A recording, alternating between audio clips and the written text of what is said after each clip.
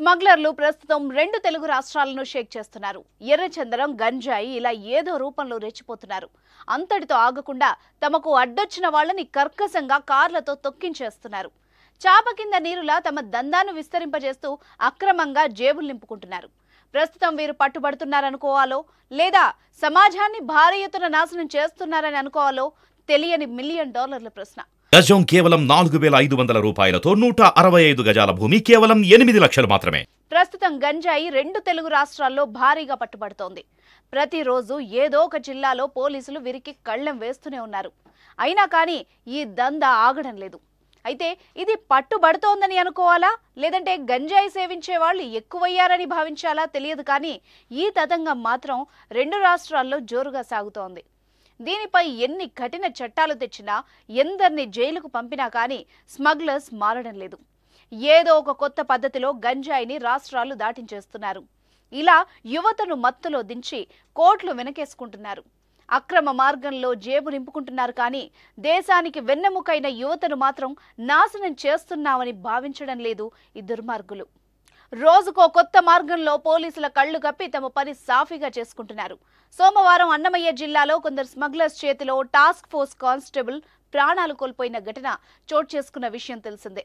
తాజాగా గంజాయి స్మగ్లర్లు పోలీసులను చూసి పరిగెడుతుంటే సినిమా టైప్లో వాళ్లను చేస్ చేసి పోలీసులు పట్టుకున్న ఘటన అల్లూరి సీతారామరాజు జిల్లాలో చోటు చేసుకుంది. అసలు జరిగిన విషయం ఏంటంటే, ఓ కారు, అందులో కొందరు వ్యక్తులు. వీరేదో ఊరికి వెళ్తున్నారనుకునేరు. కాదండి, రాష్ట్రంలోని యువతను మత్తులో దింపడానికి దొంగ చాటున రాష్ట్రానికి బయలుదేరారు.